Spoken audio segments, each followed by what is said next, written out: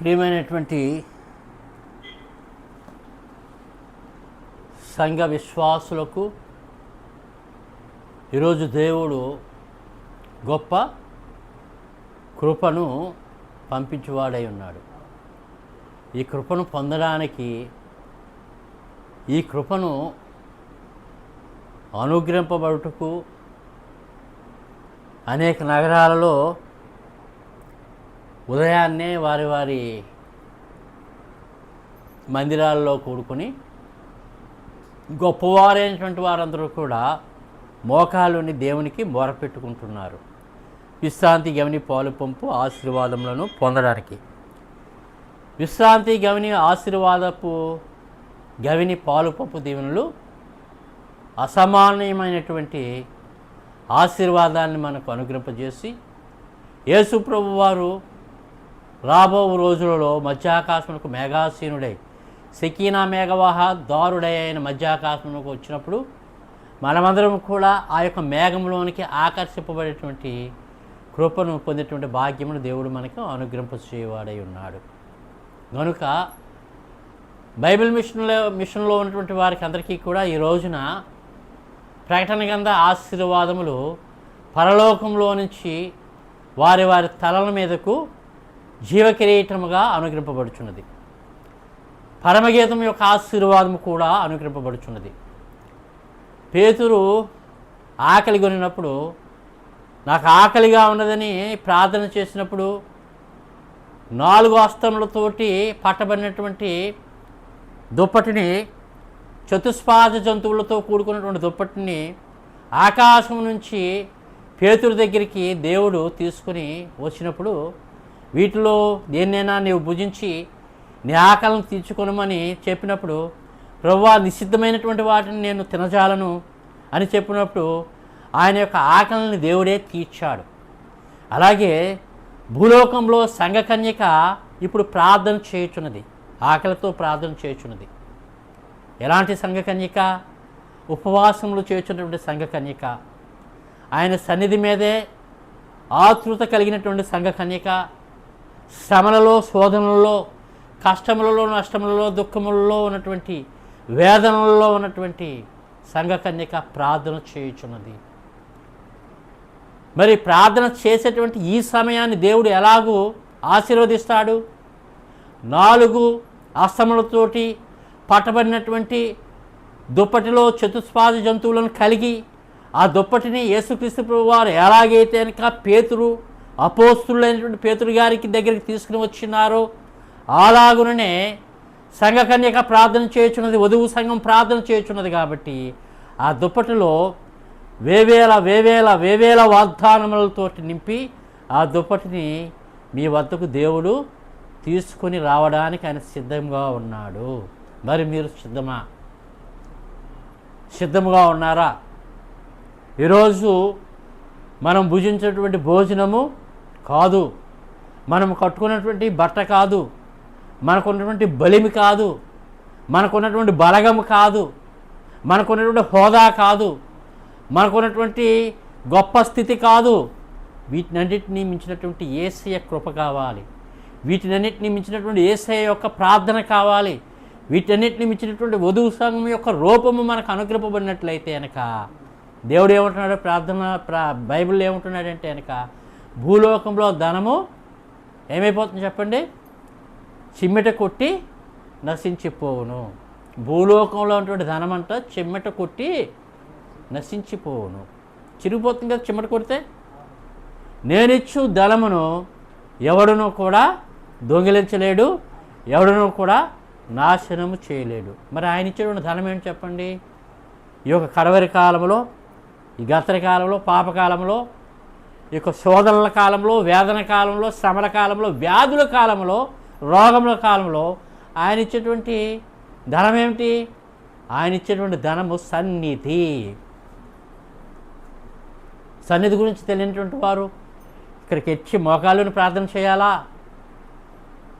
సన్నిధిలోనికి వెళ్ళి మోకాళ్ళని ప్రార్థన చేసినట్లయితే కనుక, 1 గంట సేపు ప్రార్థన చేసినట్లయితే ఆయాసం వచ్చినేమో, మోకాళ్ళు మరి బాధగా ఉంటాయేమో, నొప్పి కలుగుతాయేమో మోకాళ్ళకు అనేటువంటి భావం కలిగినటువంటి వారు కూడా ఉన్నారు. దాని యొక్క జ్ఞానం తెలిసినటువంటి వారు, ఆ సన్నిధి యొక్క శక్తి తెలిసినటువంటి వారికి అది ఆయన ఇచ్చేటువంటి పరలోక సంపద అయి ఉన్నది. భూలోకంలో మనం సంపాదించేటువంటి మన బ్యాంకుల్లో, మన అకౌంట్స్లో, మన ఇళ్లలో ఉన్నటువంటి ధనము, భౌతికమైనటువంటి ధనమే. అది మనకు ఆనందం ఇస్తుంది, సంతోషం ఇస్తుంది, మన కంటికి కనిపిస్తుంది. కానీ ఆయన ఇచ్చినటువంటి ధనము మన కంటికి కనిపించినటువంటి ధనము కాదు. ఆ ధనములో స్వస్థత అనేటువంటి ధనం ఉన్నది, ఆ ధనములో ఆశీర్వాదం అనేటువంటి ధనం ఉంది, ఆనందం అనేటువంటి ధనం ఉన్నది. ఆ ధనమును, పరలోక ధనమును అనగా పరలోక దైవ సన్నిధిని పట్టుకునేటువంటి వారు, పరలోక సన్నిధిని నిలుపుకునేటువంటి వారు, ఆయన ఇచ్చేటువంటి ధనం అనేటువంటి దైవ సన్నిధిని స్వాతంత్రించుకునేటువంటి నరులైనటువంటి వారు ధన్యులని శ్రీ మొంగమూరి దేవదాసయ్య గారు విశ్వాసులైనటువంటి వారికి ఎన్నో విధములుగా తెలియజేస్తున్నారు. ఈ రోజున ఈ యొక్క విశ్రాంతి గవిని పాలు పంపు దీవెనలను మనం పొందడానికి దేవుడు మనతో మాట్లాడుచున్నారు. ఎలా మాట్లాడుచున్నారు? ఏదో ఒక ప్రవచనంతో మాట్లాడాలి కదా, ఏదో ఒక వాక్యంతో మాట్లాడాలి కదా. ప్రవచనము వాక్యం అనగా ఏంటి? ఆశీర్వాదం కదా. ఈ రోజున ఏదో ఒక ఆశీర్వాదాన్ని దేవుడు మనకు అనుగ్రహింపజేసి ఆ వాక్యం ద్వారా, ఆ ఆశీర్వాదంతో ద్వారా మనకి స్వస్థత ఇవ్వాలి, జీవకిరీటం ఇవ్వాలి. మన కుటుంబంలో ఉన్నటువంటి వారికి అందరికీ స్వస్థత, జీవకిరీటం ఇవ్వాలి. ఆనందమును, సంతోషమును, మహిమను, ప్రభావమును అనుగ్రహింపజేసి జయంతో ముందుకు నడిపించేటువంటి కృప ఆయన మనకి ఇవ్వాలి. అది ఆయన అనుగ్రహింపజేసేటువంటి వాక్యం ద్వారానే మనకు అనుగ్రహింపబడుచున్నది. దేవునికి స్తోత్రము, హల్లెలూయా. ఈరోజు దేవుడు మనతో మాట్లాడుచున్నారు. ఏ విధంగా మాట్లాడుతున్నారు చెప్పండి? యెహెజ్కేలు ప్రవక్త రాసినటువంటి యెహెజ్కేలు గ్రంథము 36వ అధ్యాయము 25వ వచనము, 36th chapter 25th verse from the book of యెహెజ్కేల్.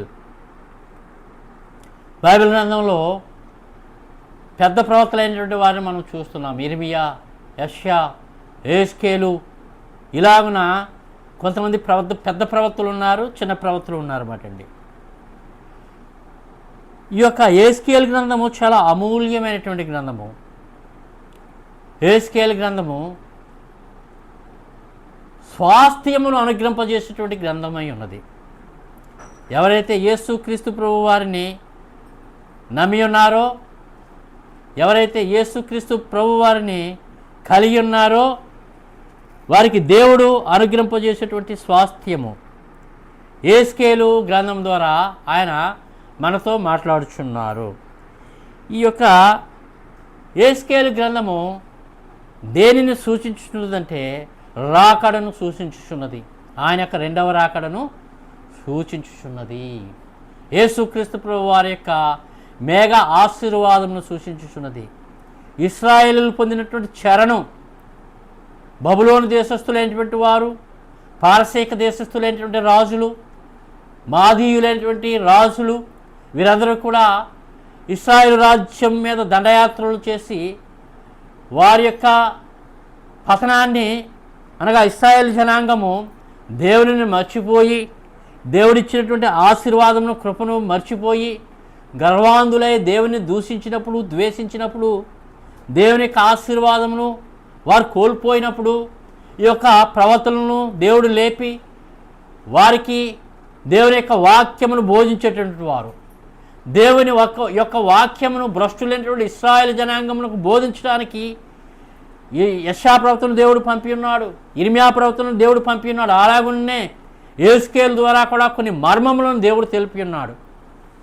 ఆ యొక్క ఆధిక్యతను కోల్పోయినటువంటి ఇశ్రాయేలుకు ఆధిక్యతను ఇవ్వడానికి యెహెజ్కేలు ప్రవక్త ద్వారా ప్రవచనమును దేవుడు పలికించున్నాడు.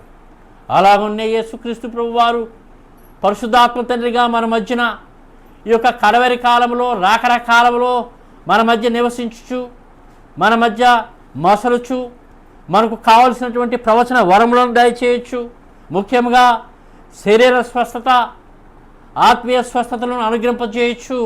రక్షణ మార్గంగా నడిపించుచున్నటువంటి యేసుక్రీస్తు ప్రభు వారి యొక్క ఆశీర్వాదము, యేసుక్రీస్తు ప్రభు వారి యొక్క ఆశీర్వాద వాగ్దాన ప్రవచన ఫలములు యెహెజ్కేలు గ్రంథములో మనకు కానబడుచున్నవి. దేవునికి స్తోత్రము.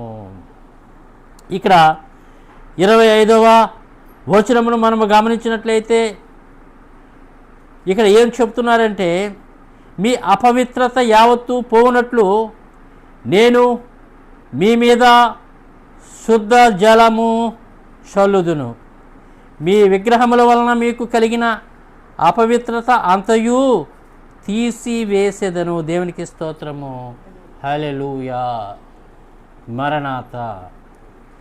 ఇక్కడ దేవుడు ఏమి సెలవిస్తున్నారంటే, ఆయన యొక్క యవన రక్తం గురించి, ఆయన యొక్క పరిశుద్ధ శక్తి కలిగినటువంటి రక్తం గురించి, ఆయన మనకు అనుగ్రహింపజేసే స్వస్థత కలిగినటువంటి రక్తం గురించి ప్రవచనమును ఇక్కడ చెబుతున్నారు. యేసుకేలు ప్రవక్త ద్వారా చెప్పినటువంటి ప్రవచనము నెరవేర్పు ఎక్కడ మనకు కనిపించినదంటే కనుక ఆయన యొక్క శిలువలో ఆ ప్రవచన వాగ్దాన నెరవేర్పు, ప్రవచన వాగ్దానం యొక్క ఆశీర్వాదం మనకు బయలుపరచబడినది.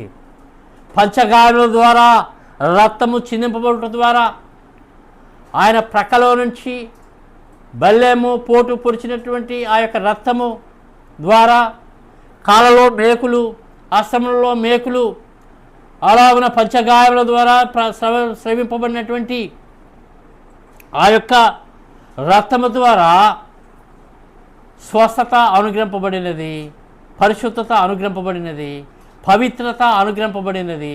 అలాగునే వాళ్ళలో ఉన్న కలంకపు డాగులను, ముడతలను, మచ్చలను, అలాగే పాపపు డాగులను, మడతలను, మచ్చలను తీసివేసి పరిశుద్ధతను ఆపాదించి లేడి పిలవలే గంతులు వేసేటువంటి ఆరోగ్యమును దయచేయడానికి దేవుడు ఇక్కడ ఏం చెప్తున్నారంటే కనుక, దేవుడు యేసుకేలు ప్రవక్త ద్వారా పలికించుతున్నటువంటి ప్రవచనము, నేను మీ మీద శుద్ధ జలము చల్లుదును.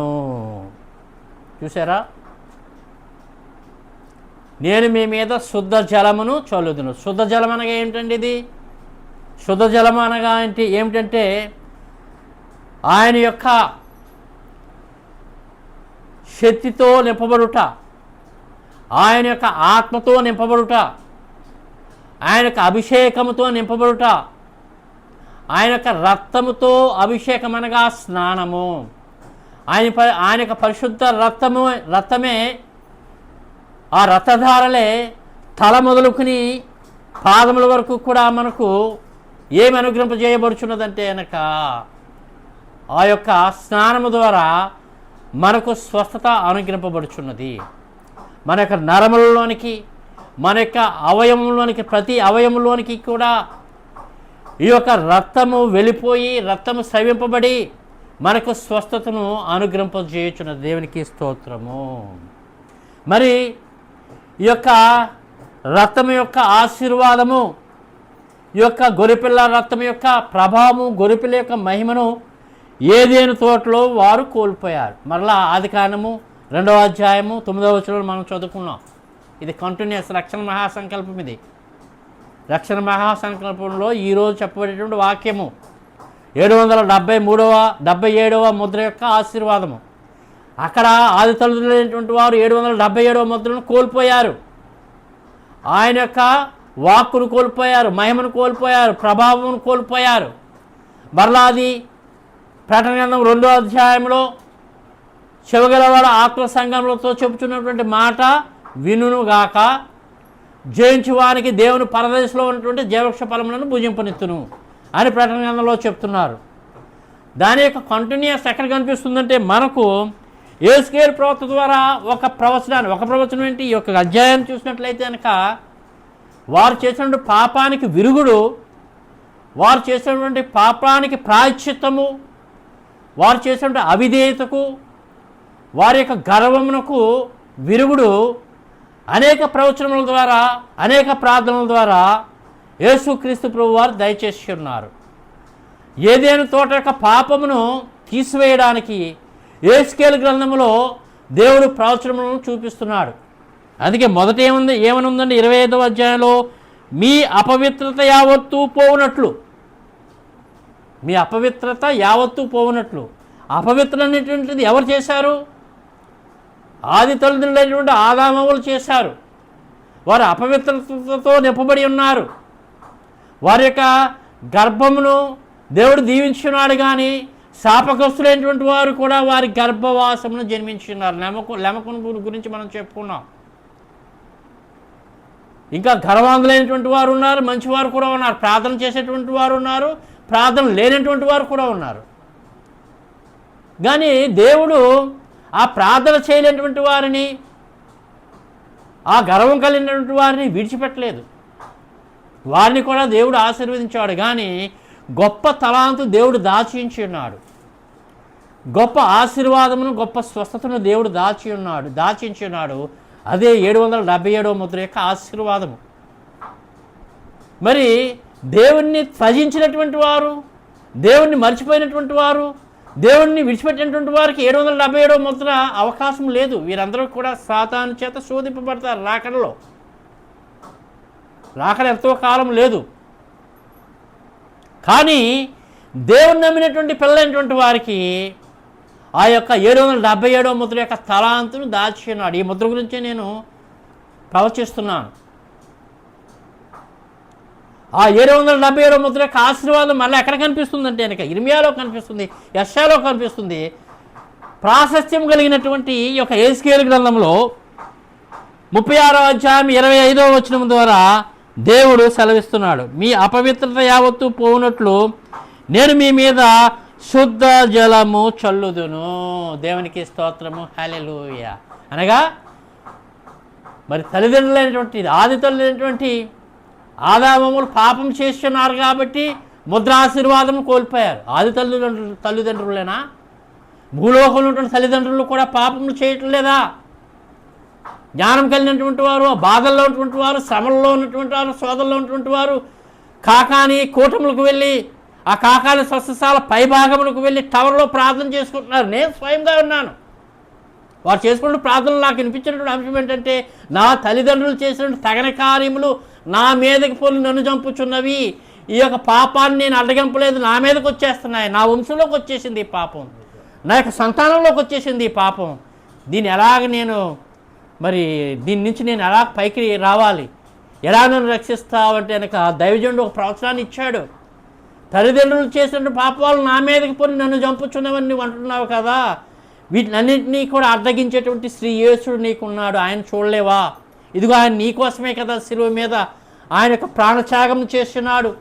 నీ కొరకే కదా ఆయన రక్త శుద్ధ జలమును నీకు అభిషేకముగా అనుగ్రహింపచేయడానికి, శుద్ధ జలము ద్వారా నీకు స్నానమును అనుగ్రహింపచేయడానికి, 777వ ముద్ర యొక్క ఆశీర్వాదమును అనుగ్రహింపచేయడానికి శిలువనాథుడైనటువంటి యేసుక్రీస్తు ప్రభువారి వైపు నువ్వు చూసినట్లయితే, శిలువను నువ్వు చూసినట్లయితే కనుక సమస్త ఆశీర్వాదములు, సమస్తమైనటువంటి పాపములు కూడా ఏమైపోతాయి చెప్పండి? వెళ్ళిపోతాయి, పటాపంచులైపోతాయి. కాబట్టి ఇక్కడ ఏమంటున్నారంటే, నీ అపవిత్రతను 25వ వచనంలో మీ అపవిత్రత యావత్తు పోవునట్లు నేను మీ మీద శుద్ధ జలము చల్లుదును. చూసారా ఎక్కడిది? ఇది 777వ ముద్ర యొక్క ఆశీర్వాదము. 2వ అధ్యాయం 9వ వచనం చూస్తున్నాం ఆది కాండంలో. ఇప్పుడు మరలా మనము యెహెజ్కేలులోనికి వచ్చి యెహెజ్కేలు ద్వారా చూస్తున్నాము కనుక ఇక్కడ శుద్ధ జలమును మీ మీద చల్లుదును. ప్రయాసపడి భారం మోయిచున్నటువంటి సమస్త జనులారా నా యొద్దకు రండి, మీకు నేను విశ్రాంతిని కలుగజేతున్న సువార్తలో చెప్తున్నారు. మరి సమాధానమును, రక్షణను, స్వస్థతను, జీవకిరీటమును పొందడానికి ఎన్ని లక్షలు ఖర్చు పెడితే వస్తాయి? ఎన్ని కోట్లు ఖర్చు పెడితే వస్తాయి? దానికి ఒక రేటును పెట్టారా? దానికి ఒక ధరను నిర్ణయించారా? రక్షణ పొందడానికి ఒక ధరను నిర్ణయించారా? స్వస్థతను పొందడానికి ఒక ధరను నిర్ణయించారా? పాప పరిహార పత్రికలు అమ్మేవారు బైబిల్కి విరుద్ధముగా. ఒక పత్రిక కొనుక్కుని చదువుకున్నట్లయితే కనుక మనం చేసినటువంటి పాపం పోతుందంట. అది ఎలా కుదురుతుంది? అలాగనే విశ్వాసులైనటువంటి వారిని గలిబిలి చేసేటువంటి సంఘాలు కనిపిస్తున్నాయి. ఇప్పుడు విశ్వాసులైనటువంటి వారిని ప్రక్కదోవ పట్టించేటువంటి ప్రసంగాలు జరుగుతున్నాయి. విశ్వాసులైనటువంటి వారిని పడగొట్టేటువంటి ప్రసంగాలు జరుగుతున్నాయి, బైబిల్ సువార్త జరుగుతుంది. కాబట్టి ఏమంటున్నారు చెప్పండి, ఏది మంచిదో ఏది శ్రేష్టమైనదో దానిని యోచించి తెలుసుకోవాలి. అందుకే దైవజనుడు దేవదాసయ్య గారికి బైబిల్ మిచ్చినటువంటి మందసం యొక్క ఆశీర్వాదాన్ని ఇచ్చివేశారు. 1938 సంవత్సరము ఆ 31వ డిసెంబర్ 31 గాలిలో కనబడినటువంటి బంగారు రాతలు, బైబిల్ మిషన్ అనేటువంటి బంగారు రాతలతో కూడినటువంటి మిషన్ యొక్క అభిషేకాన్ని దైవజనుడు వృద్ధాప్యంలో ఉన్నటువంటి దైవజనుడికి ఇచ్చివేశాడు, ఆశీర్వాదాన్ని ఇచ్చివేశాడు. డబ్బులేమి లేవు, పెట్టుబడి లేదు పెట్టడానికి, బైబిల్ మిషన్ స్థాపించడానికి. 8 అనాలతోటి బైబిల్ మిషన్ని ఆయన ముందుకు తీసుకెళ్ళి, 8 అనాలు అనుకుంటా దేవదాసయ్య గారికి దగ్గర ఉన్నటువంటి ధనం 8 అనాలు. ఇప్పుడు ఏ సంపద ఇచ్చాడు బైబిల్ మిషన్ వారికి? పరలోక ధననిధిని అనుగ్రహింపజేస్తున్నాడు. భూలోకంలో ఉన్నటువంటి ధనము చిమ్మిట కొట్టి పాడైపోను, నేనిచ్చు ధనము కలిగినటువంటి వాడు నిత్య జీవమును కలిగి ఉంటాడు. రక్షణ అనేటువంటి ధనము, స్వస్థత అనేటువంటి ధనము, పరలోక సంపద, పరలోకంలో ఉన్నటువంటి బ్యాంకుని దేవుడు తెరిచించున్నాడు, పరలోకమును ఆయన తెరిచించున్నాడు. కాబట్టి ప్రతి వారి గృహంలోనికి, నిన్ననే ఒక పాట రాశాను, యూట్యూబ్లోకి సోషల్ మీడియాలోకి పెట్టాను. అందులో దేవుడు పాట రాస్తుంటే రాత్రి సమయం 2 గంటలు అయిపోయింది, తెల్లవారుజామున 2 గంటల వరకు రాస్తానే చదువుతూ ఉన్నాను. తర్వాత పాట రాశాను. 2 గంటలకి ఒక ప్రవచనాన్ని చూపించాడు దేవుడు. షేనేరు హెర్మోను పర్వతాల మీద కురిచేటువంటి మంచు, అది నిరంతరం కూడా సేనీరు హెర్మోను పర్వతముల పైభాగమున మంచు కురుస్తూ ఉంటుంది. పరమగీతములలో మంచుతో పాటు తినడానికి అవసరమైనటువంటి ఫలములను కూడా ఆ పర్వతముల పైభాగమున దేవుడు విరివిగా నాటి ఉన్నాడు. గొప్ప రుచికరమైనటువంటి ఆహారం కలిగినటువంటి ఫలములు, గొప్ప రుచికరమైనటువంటి ఆహారము సేనేరు హెర్మోను పర్వతములపైన దేవుడు దాచించి ఉన్నాడు. కాబట్టి మందను ఎక్కడ తోలుకుని వెళ్తున్నాడు? మందల కాపరి, ఆత్మల కాపరినటువంటి యేసుక్రీస్తు ప్రభువారు తన మందను షేనీరు హెర్మోను పర్వతుల పై భాగంలో నిలిపి ఉన్నాడు. కిందకు పడిపోతే కనుక, జారి పడితే కనుక, మనిషి అయినటువంటి వారు జారి పడితే కనుక చనిపోతాడు, అసలు దేహమే కనిపించదు. అంత ఎత్తైనటువంటి పర్వతాల పై భాగమున ఆ మంద ఆనందంతో మేస్తూ, ఏ రోగము లేదు, ఏ దోషము లేదు, ఏ వ్యాధి లేదు, అవి ఉరుకుతున్నాయంటండి. ఉరకలు వేస్తూ గంతులు వేయచ్చు ఆనందంతో మందల కాపరినటువంటి యేసుక్రీస్తు ప్రభు వారి చెంతనే అవి నిలిచి ఉన్నాయంటండి. బహుశ్రేష్టకరమైనటువంటి రుచికరమైనటువంటి ఆహారమును తింటూ, ఆయన అమృతకరమైనటువంటి మాటలను, అమృతమయమైనటువంటి మాటలను వింటూ తమ యొక్క చెవిలో వేసుకుని తలపోసుకుంటున్నాయంటండి ఆ మందలు ఎవరు చెప్పండి? మనమే, విశ్వాసమైనటువంటి వారము. ఆయన మన మధ్య ఉన్నాడు. ఆరాధన చేయడానికి, ప్రార్థనలో ఏకీపించడానికి, ప్రార్థన చేయడానికి అబ్రహాం గారు ఏకాంత స్థలమును కోరుకుని ఉన్నారు. ఎంత ధనం అండి, ఎంత ఆస్తులండి ఆయనకి! ఎన్నో ప్రాపర్టీస్ అబ్రహాం గారికి, బంగారము, వెండి, అలాగే మరి అష్టైశ్వర్య భాగ్యం, అనేకమైనటువంటి సంపదలు, లేమి లేదు. అందుకే దావీదు ఏమంటున్నాడు చెప్పండి? నాకు లేమి లేదు, ఆయన నా కాపరి.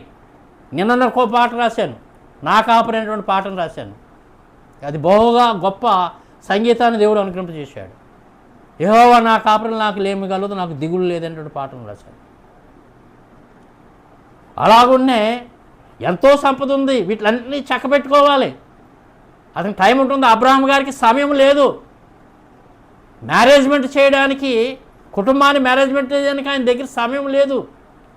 పొలాలు, స్థలాలు, పనివారు, వాళ్ళకి జీతాలు ఇవ్వడం, అలాగే ఏ పొలము ఎలా ఉన్నదో చూసుకోవాలి, పొలాల దగ్గరికి వెళ్ళి చూసుకోవాలి, తోటల దగ్గరికి వెళ్ళి చూసుకోవాలి, ఎలా పండుతున్నాయో, గొర్రెలు ఏ విధంగా ఉన్నాయో, ఎలాగ అక్కడ గొర్రెల కాపురు ఏ విధంగా వాటిని మేపుతున్నారో, వాటి యొక్క మరి సౌకర్యములు ఎలాగున్నాయో అన్నీ చూసుకోవడానికి సమయం లేదు. అయినా సరే వీటిని అన్నింటినీ కూడా పక్కన పెట్టి ఆయన ప్రార్థన చేసుకోవడానికి ఒక కట్టడను ఆయన ఏర్పాటు చేసుకుని, ఒక నిర్ణయమును ఆయన ఏర్పాటు చేసుకుని, ఆ సమయంలో ఏకాంత స్థలంలోనికి వెళ్ళి ప్రార్థన చేసుకునేవాడు. ఏకాంత స్థలం ఎక్కడ? ఆయన పొలంలోకి వెళ్ళి, ఎక్కడ మనుషులు లేనటువంటిది ఆ యొక్క ప్రాంతంలోనికి, పొలంలోనికి వెళ్ళి మోకాళ్ళుని ప్రార్థన చేసుకునేవాడు.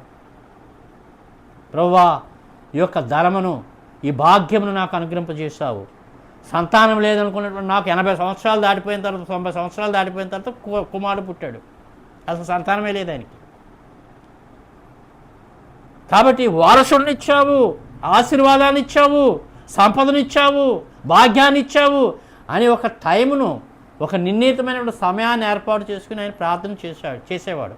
అదే నేర్చుకున్నాడు ఇస్సాకు తండ్రి గారి దగ్గర నుంచి.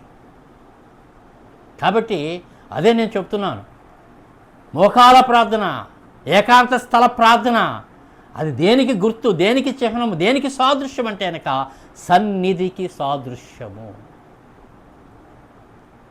కాబట్టి సమయం ఉన్నప్పుడు, సమయం లేనప్పుడు ఒక కట్టడను మనం ఏర్పాటు చేసుకుని మోకాలుని ప్రార్థన చేసినట్లయితే కనుక రాకడ వధువు సంఘం యొక్క ఆశీర్వాదమును ఆయన అనుగ్రహింపజేస్తాడు. కాబట్టి అదే చెప్పాను నేను అక్కడ. సేనీరు హెర్మోను పర్వతంలో ఉన్నటువంటి మంచు వలె ప్రవచన వాగ్దానములతోటి నీ కృపతోటి నన్ను నింపావు అనేటువంటి పదాన్ని, ఆ యొక్క చరణాన్ని దేవుడు నాకు అనుగ్రహింపజేశాడు. దేవుడు ఈ రోజున సంధి చేసేటువంటి వారికి, ఈ రోజున ఆయన సేవన చేసేటువంటి వారికి, ఆయన సువార్తను చేసినప్పుడు ఎన్నో ఉంటాయండి, బాధలు ఉంటాయి, శ్రమలు ఉంటాయి, కష్టాలు ఉంటాయి,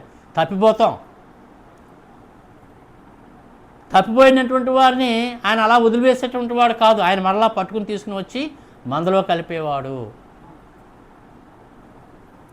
కాబట్టి ఈ యొక్క 777వ ముద్ర యొక్క ఆశీర్వాదము, ఈ యొక్క 777వ ముద్ర యొక్క మరి ఏం చెప్పండి, జీవ కిరీటము ఎక్కడుందంటే కనుక ఏదైనా తోటలో ఉంది. ఆ కిరీటాన్ని కోల్పోయినటువంటి కిరీటమును ఇప్పుడు పొందడానికి ఏమంటున్నారంటే కనుక మనలో ఉన్నటువంటి పాపమును కడిగివేసి, మనలో ఉన్నటువంటి కలంకమును కడిగివేసి, ఆయన శుద్ధ జలం అనేటువంటి స్వస్థత రక్తముతోటి, చాలాసార్లు నేను చెప్తూ ఉంటాను, స్వస్థత రక్తము, ఈ పేరుని ఎత్తుకుని ప్రార్థన చేయాలి, ఈ పేరు మీద ప్రార్థన చేయాలి.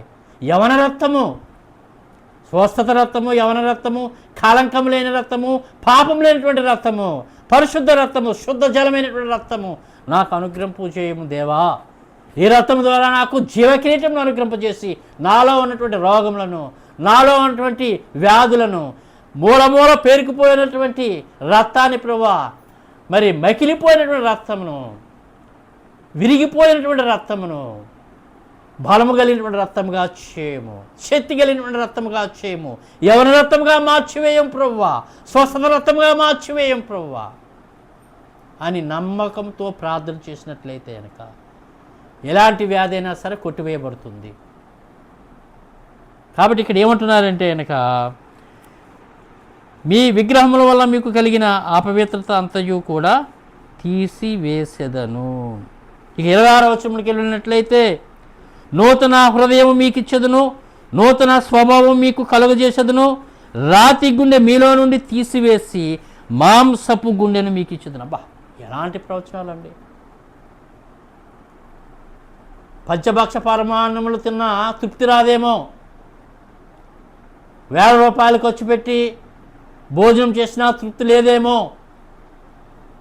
గోదావరి జిల్లాలో వాళ్ళకి ప్రియమైనటువంటి ఆహారము, ఇష్టమైనటువంటి ఆహారము పులసల కూర. అందుకే ఏమంటారు, తాలిబొట్టు అమ్మైనా లేకపోతే తాకట్టు పెట్టైనా పులసల కూర సంవత్సరానికి ఒకసారైనా తినాలని అంటారు. అందులో కూడా మెడిసిన్ ఉంటుందండి, మందు ఉంది. పులస చేపలు మందు కూడా ఉంటుంది. మందు అంటే కనుక మన రోగములను తగ్గించేటువంటి శక్తి కూడా పులస చేపలో ఉంది. అందుకే దానికంత పేరు. కానీ ఇక్కడ ఏమంటున్నారు చూడండి, ఇక్కడ ఏమంటున్నారు, ఈ యొక్క నూతన హృదయం మీకు ఇచ్చేదను, నూతన స్వభావం మీకు కలుగజేసేదను, రాతి గుండె మీలో నుండి తీసివేసి మాంసపు గుండెను మీకు ఇచ్చేదను. ఎంత అద్భుతమైనటువంటి ప్రవచనం చూడండి. నూతన హృదయమును మీకు ఇచ్చేదను. మరి అంతకుముందు ఉన్నటువంటి హృదయం ఏంటి? అంతకుముందున్నటువంటి హృదయం ఏంటి? నూతన హృదయం కాదండి, రోగములతో నింపబడినటువంటి శరీరము, వ్యాధులతో నింపబడినటువంటి శరీరము, అపవిత్రతతో నింపబడినటువంటి శరీరము, కళంకములతో నింపబడిన శరీరము, పాపపు ఆలోచనలతో తలంపులతో నింపబడినటువంటి శరీరము. ఈ శరీరాన్ని అంతటి ఏం చేస్తున్నాడు చెప్పండి? ఏం చేస్తున్నాడు? స్వస్థపరుస్తున్నాడు. నూతన హృదయంతో లేని పిలవలే గంతులు వేసేటువంటి ఆరోగ్యం ఆయన మనకు దయచేస్తున్నాడు. యోబు శరీరం అంతా కుళ్ళిపోయింది కదా, యోబు గ్రంథంలో మనం చూస్తున్నాం కదా. నా శరీరం కూడా అలాగే అయిపోయింది. బయట భోజనం చేస్తున్నప్పుడు 5 సంవత్సరాల నుంచి హోటల్స్లో భోజనం చేస్తున్నప్పుడు, అలాగున్నే హాస్టల్లో ఉన్నప్పుడు నా శరీరం అంతా కూడా కుళ్ళిపోయింది. కుళ్ళిపోవడం అంటే మొత్తం అన్నీ కూడా పొక్కులతోటి శరీరం అంతా కూడా తలలో కూడా వచ్చేసినాయండి. తల మొదలుకొని పాదల వరకు వచ్చేస్తున్నాయి. మందులు వాడుతున్నాను, తగ్గడం లేదు. ఎన్నో మందులు వాడాను, తగ్గలేదు. రాత్రి అంతా బాధపడేవాడిని. ఇవాళ కుడి చేయి పనిచేసేది కాదు, కుడి చేయి నొప్పి పెట్టేసేది, పైకి లేచేది కాదు. కుడి చేయి పడిపోయింది అనుకున్నాను, పక్షవాతం వచ్చిందేమో కుడి చేయికి అనుకున్నా. రాత్రి సమయంలో 2 గంటలకి లేచి హాస్టల్లో ఏడుస్తూ ప్రార్థన చేసుకునేవాడిని, కన్నీళ్ళు వేస్తూ ప్రార్థన చేసుకునేవాడిని, దేవునికి చెప్పుకునేవాడిని. పక్కన ఉంటుంటే వాళ్ళు లేచిపోయేవారు. వాళ్ళు ఏమనేవారు కదా ప్రార్థన చేసుకుంటున్నారని. వాళ్ళు క్రైస్తవులే. 2 గంటలు లేచి ప్రార్థన చేసుకునేవాడిని. పాండిచ్చేరి వెళ్ళి 4-5 సార్లు దీని ఫిజియోథెరపీ చేయించాను, అప్పుడు తగ్గలేదు. ఇంక ఇది తగ్గడం లేదు, ఉంటే ఉందో చేయి పోతే పోయిందని వదిలేసాను. ప్రార్థన చేసుకున్నాను. ఒకరోజు ఏంటంటే అలా చేయి పైకి ఎత్తినప్పుడు చేయి పైకి లేచిందండి. చేయి పైకి లేచింది కాదు. దేవునికి స్తోత్రం, హల్లెలూయా. ఈ కుడి చేయికి దేవుడు స్వస్థత ఇచ్చాడు. కుడి చేయి పైకి లేచింది కాదు, పక్షవాతం వచ్చేసింది అనుకున్నాను నేను, భయపడేవాడిని. కానీ దేవుడు పూర్ణ స్వస్థతని ఇచ్చాడు కుడి చేయికి. దేవునికి స్తోత్రం, హల్లెలూయా. ఇక్కడ ఏమంటున్నారు చెప్పండి? నూతన హృదయం మీకు ఇచ్చేదను. పూర్వపు శరీరం అంతా పోయింది, ఇప్పుడు మహిమ కలిగినటువంటి శరీరము, ప్రభావం కలిగినటువంటి శరీరము, అపవిత్రత కలిగినటువంటి శరీరం లేదు. మరి అపవిత్రత కలిగినటువంటి శరీరంతో ఉన్నారు కదా ఎవరు? ఆది తల్లి ఆదామవులు అపవిత్రత కలిగినటువంటి శరీరంతో ఉన్నారు. బయటికి గెంటేశారు కదా, ఆ ఏదేని తోటని మూసివేశారు. ఖడ్గజ్వాలని కాపలాగా ఉంచారు. మళ్ళీ తిరిగి లోపలికి వస్తారేమని చెప్పి లాకనగా ఉండడానికి ఏం చేశారంటే ఖడ్గజ్వాలను కాపలాగా ఉంచారు. వీళ్ళు అలాగా మరి దేశదిమ్మల వల్లే తిరుగుచు ఒక చోట స్థావరమును ఏర్పాటు చేసుకుని వారి యొక్క సంతానమును అభివృద్ధి చేసుకున్న తర్వాత 960 సంవత్సరాలు అనుకుంటా ఆదాము బ్రతికాడు. వీరు ఆదాము అవ్వమ్మ చనిపోయిన తర్వాత ఎక్కడ వాళ్ళని పూడ్చివేశారో తెలుసా? చాలాసార్లు మీకు చెప్పాను. కల్వరిగిరి కింద వాళ్ళని పూడ్చివేశారు. అప్పటికి కల్వరిగిరి లేదు, అది అక్కడ వాళ్ళని పాతిపెట్టారు. ఆ పాతిపెట్టిన స్థలంలో పెద్ద కొండ వచ్చేసింది మాట అండి. అది చెట్లతోటి అరణ్యంగా ఉండడం ద్వారా ఏంటంటే నా పక్కన ఏం పెట్టారంటే గొల్గొతా స్థలము, కపాల స్థలం అని దానికి పేరు పెట్టి శ్మశానం కింద చేశారు దాన్ని. అక్కడే శవాలు పూరుస్తున్నారు. ఆ కింద ఎవరైనాయంటే కనుక వాళ్ళ యొక్క శవపేటికలు ఉన్నాయి. ఎంత లోతైన దేవదాసాయి గారు, శ్రీ మొగమూరు దేవదాసాయి గారు 21 తాళి చెట్ల లోతులో వారి యొక్క శవపేటికలు ఉన్నాయని ప్రవచించారు. యేసుక్రీస్తు ప్రభువారు ఎప్పుడైతే సిలువ వేయబడ్డారో ఆయన యొక్క శుద్ధ జలము ద్వారా వీరికి అభిషేకము, ఆయన రక్తం ద్వారా అభిషేకం. 21 తాళి చెట్ల లోతులో ఉన్నటువంటి ఆ శవపేటికల మీదకి ఆయన యొక్క రక్తం వెళ్ళిపోయిందని ప్రవచించి ఎంత గొప్ప ప్రవచనం అండి, ఎంత గొప్ప నమ్మిక, ఎంత గొప్ప వాక్యం చూడండి. వారి యొక్క రక్తము ఆ శవపేటికల మీదకి వెళ్ళగానే ఆ శవపేటికల మూతలు తెరవబడి వాళ్ళు రెక్కలతోటి పైకి వెళ్ళిపోయారటండి, మహిమ రెక్కలతోటి. అప్పటి వరకు ఇక్కడే ఉన్నారు వాళ్ళు. అది ఎవరిని చెప్తున్నారంటే కనుక యోధావు రాసినటువంటి పత్రిక చివరిలో ఉంటుంది, 1వ అధ్యాయం. అది యోధా ప్రవక్త చెప్తున్నాడు. వేవేల పరిస్థితుల సమూహంతో ఆదాము ప్రవక్త కూడా ఒక మేఘం మీద యేసుక్రీస్తు ప్రభు వారితో వస్తారు మధ్యాకాశంలోనికి. దేవునికి స్తోత్రం, హల్లెలూయా. కనుక నూతన హృదయం మీకు ఇచ్చేదను, నూతన హృదయము మీకు ఇచ్చేదను అని చెప్తున్నారు. ఇక్కడ ఇంకేం చెప్తున్నారండి? నూతన స్వభావం మీకు కలుగజేసేదను, రాతి గుండె మీలో నుండి తీసివేసి మాంసపు గుండెను మీకు ఇచ్చేదను. రాతి గుండె అంటే జాలి లేదు, దయ లేదు, క్రూరత్వం, మృగతత్వం, మూర్ఖతత్వం. ఏదైనా మంచి చెప్తే కనుక వినరు, వారు చెప్పిందే వినాలి. అదే వేదం, అదే నిజమైనటువంటి సత్యమైనటువంటి ప్రవచనం. ఇప్పుడు ఏం చేస్తున్నారు దేవుడు? ఆ రాతి గుణం తీసివేసి జ్ఞానము కలిగినటువంటి హృదయమును, మాంసము కలిగినటువంటి హృదయము, సునితత్వము కలిగినటువంటి హృదయము దేవుడు మనకి ఇస్తున్నాడు, మార్చివేశాడు. నిన్న యూట్యూబ్లోకి వెళ్ళి రాత్రి సమయంలో వాక్యం వింటున్నాను. పొట్టి జోసఫ్ అని అంటారు, తాడేపల్లిగూడెంలో. ఆ సినిమాల్లో కూడా నటించాడు ఆయన సాక్ష్యం చెప్తున్నాడు. నిజంగా ఆ సాక్ష్యం ఆయన చెప్తుంటే నాకే ఏడుపు వచ్చేసింది. నా పక్కన ఉన్న వాళ్ళు చూడలేక, బాబా ఇది కట్టేయండి బాబా, మాకు ఏడుపు వచ్చేస్తుందని వాళ్ళు వెళ్ళిపోయారు. ఎన్నో శ్రమలు, ఎన్నో శోధనలు. ఒకే రోజున తల్లి, తండ్రి, చెల్లెలు కూడా, ముగ్గురు కూడా చనిపోయారు. ఆవిడ బాప్తీసం తీసుకోమంటే, నేను ఉద్యోగం వచ్చిన తర్వాత బాప్తీసం తీసుకుంటాను, ఇప్పుడు బీఈడీ పరీక్షలు రాస్తున్నానని బాప్తీసం తీసుకోలేదంటండి ఆ పొట్టి జోసఫ్ గారి యొక్క చెల్లెలు. తర్వాత ఆ బీఈడీ పరీక్షల్లో జాబ్ వచ్చింది ఆవిడకి. జాబ్లో జాయిన్ అవ్వడానికి వెళ్తుంది, ఆ బస్సు తిరగబడిపోయి కాలువలో పడిపోయి బస్సులో ఉన్న వాళ్ళందరూ కూడా చనిపోయారట. ఆ శవాన్ని ఇంటికి తీసుకొస్తే భోజనం చేస్తున్నటువంటి తల్లి ఆ శవాన్ని చూసి ఆవిడ చనిపోయిందంట భోజనం చేస్తూ. వీళ్ళిద్దరూ చనిపోతే ఇంక నాకెందుకు ఏముందని చెప్పేసి తండ్రి పొలంలోకి వెళ్ళి పురుగుల మందు తాగి చనిపోయాడట. ఆ పొట్టి జోసఫ్ గారిని బంధువులైనటువంటి వారు చేసుకునేందుకు భోజనం పెట్టేవారు, ఆలనా పాలన చూసేవారు. తన అన్నగారు ఏం చేశారంటే, ఆ ఉన్నటువంటి ఆస్తి అంతటినీ తీసేసుకోవాలి అతని దగ్గర నుంచి అని భోజనం భోజనం చేస్తుండగా వాళ్ళ బంధువులు, వాళ్ళ అన్నగారు వస్తే కనుక కాగితాలు తీసుకొని దీని మీద సంతకం పెట్టమన్నాడు. పెట్టేసాడంటే ఏం చదవకుండా. వాళ్ళు సంతకం పెట్టిన తర్వాత వెంటనే వాళ్ళు బయటకు వెళ్ళిపోగానే ఆయన భోజనం చేస్తున్న పళ్ళెని లాగేశారంటే అక్కడ ఉన్నటువంటి స్త్రీలు ఏంటంటే వారు పళ్ళెని లాగేసి బయటికి తోసేసి తాళం వేసేసి వెళ్ళిపోమన్నాడంట. పిన్నమ్మ దగ్గరికి వెళ్తే పిన్నమ్మ అందంటే భోజనం లేదు, కొండ చూసిందంట పెట్టడానికి, భోజనం లేదంట. అడుక్కోమని ఒక పళ్ళెం ఇచ్చిందంట. ఆ పల్లెలు తీసుకుని తాడేపల్లిగూడెం మొదలుకొని అన్ని ఆ ప్రాంతాల్లో ఉన్నటువంటి అన్ని గ్రామాల్లో తిరిగితే భోజనం దొరకలేదంట. ఆయన భోజనం పెట్టలేదంట. ఎవరు చనిపోదారని వచ్చి మరి ఆ యొక్క ప్రాంతంలో ఉన్నటువంటి నది దగ్గరకు వచ్చి దూకేద్దామని చెప్పేసి పైకెక్కి దూకుతున్న సమయంలో యోబు గారు అనేటువంటి పాస్టర్ గారు వచ్చి ఆయన రక్షించి తీసుకుని వెళ్ళి ఆయన పాస్టర్గా అభిషేకం ఇచ్చి గొప్ప పాస్టర్గా తయారు చేశారు. ఆ సాక్ష్యం చెప్తుంటే కనుక ఏడుపు వచ్చేస్తుంది మాట, వింటుంటేనే ఏడుపు వచ్చేస్తుంది.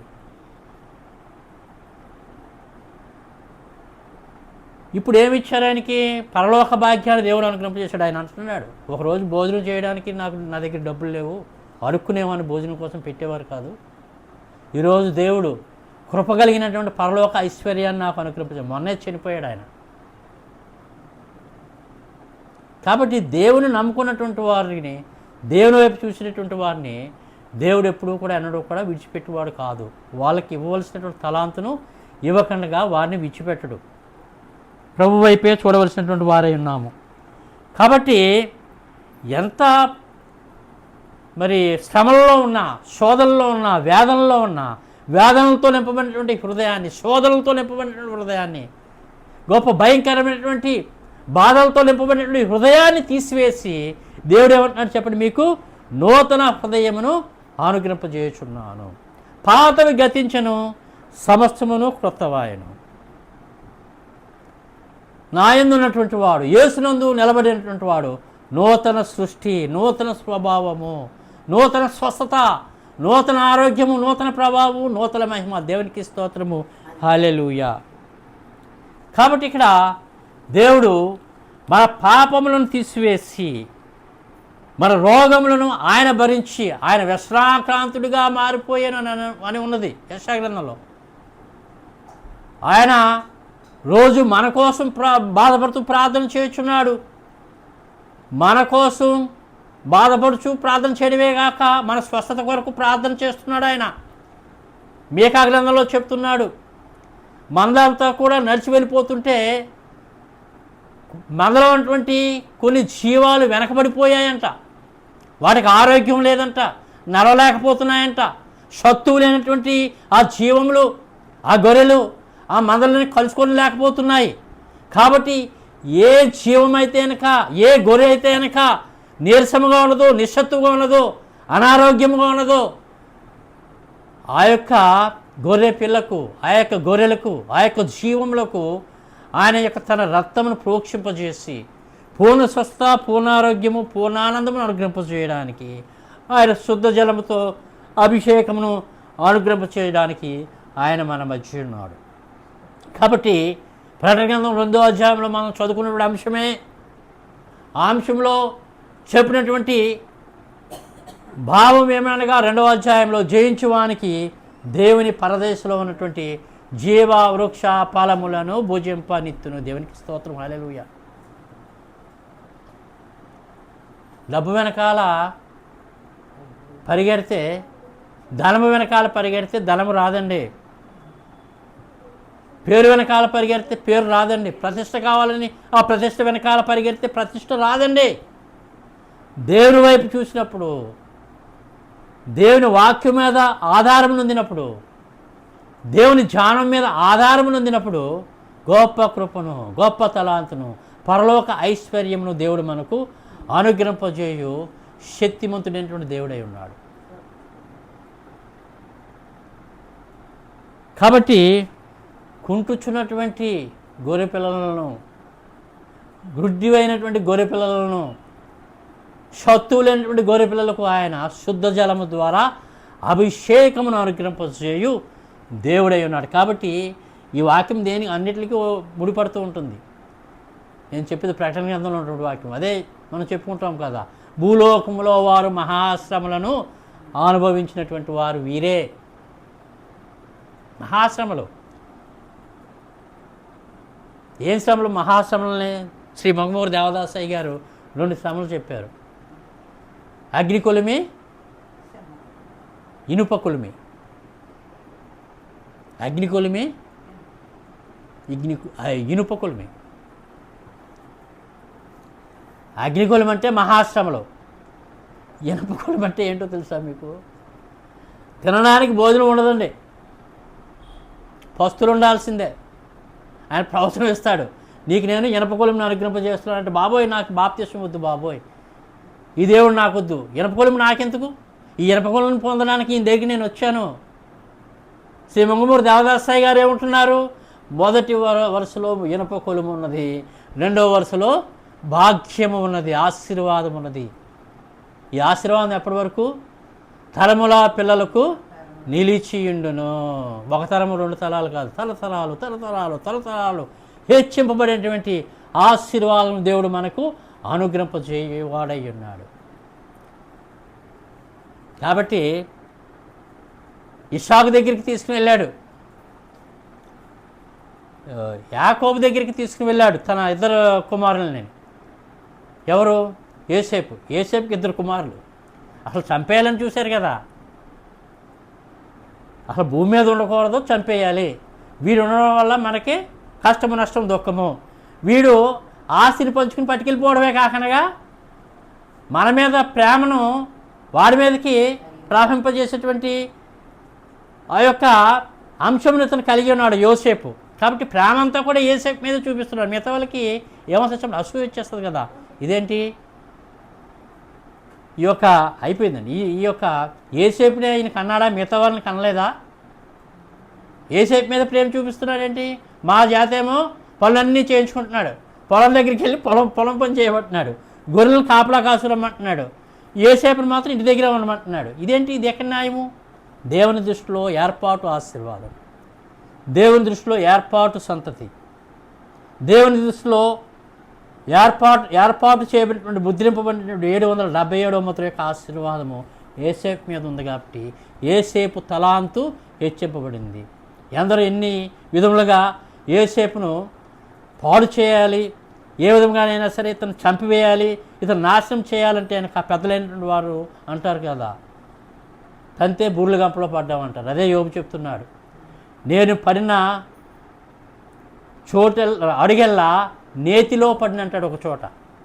నేను పడిన అడుగెల్లా నేతిలో పడిను, సర్వశక్తుడు ఇంకను నన్ను విడిచిపెట్టలేదు. దేవునికి స్తోత్రము, హల్లెలూయా. కాబట్టి జయించువానికి దేవుని పరదేశంలో ఉన్నటువంటి జీవవృక్ష ఫలమును భుజింపునిచ్చునటువంటి వాగ్దానమును దేవుడు మనకు అనుగ్రహింపచేయవాడై ఉన్నాడు. మరి ఎన్నో ప్రార్థనలు చేశారు ఎంతోమంది ప్రవక్తలు, ఎన్నో మరి ఆ యొక్క ఏమంటారు చెప్పండి, తలములు వెళ్ళిపోయాయి. జీవవృక్ష ఫలములు చెట్టు భూమి మీద లేదు ఇప్పుడు.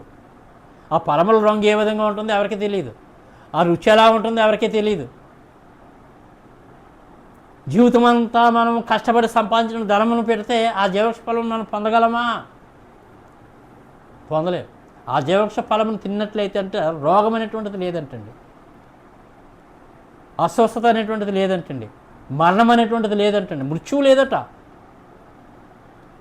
బహుశా ఒకవేళ సాతానుడే ఆ జీవవృక్ష ఫలమును వృక్షమును లేఖనగా చేసాడేమో, దీన్ని భుజించినట్లయితే కనుక మృత్యువు లేదు కాబట్టి, మానవులైనటువంటి వారికి మృత్యు ఉండదు, బలం వచ్చేస్తుంది కాబట్టి నన్ను ఎదిరించేటువంటి వారుగా ఉంటారు, నా యొక్క కుయుతులు పనిచేయవు, నా యొక్క రాజ్యం యొక్క ఏర్పాటు ఇక్కడ పనిచేయదు అని సాతానుడు అనగా ఎవరో కాదు, లూసిఫరే ప్రధాన దేవదూత. ఆ ప్రధాన దేవత అదృశ్యం చేసిందేమో. ఇప్పుడు ఎక్కడ ఉంది? పరలోక రాజ్యంలో ఉంది. పరలోక రాజ్యంలో దేవుని సింహాసనం దగ్గర మధ్యలో ఒక నది ప్రవహిస్తూ ఉంటుంది. అక్కడే గాజు సముద్రం ఉంటుంది, ఒక నది ప్రవహిస్తూ ఉంటుంది. దేవుని సింహాసనం, బంగారు సింహాసనం మీద దేవుడు కూర్చుని ఉంటారు. 24 పెద్దలు, ఇటువైపు 12 సింహాసనములు, ఇటువైపు 12 సింహాసనముల మీద 24 పెద్దలు కూర్చుని ఉంటారు. వెనకాల నుంచి కెరూబులు శెరూబులు స్తోత్రగానములు చేస్తూ ఉంటాయి.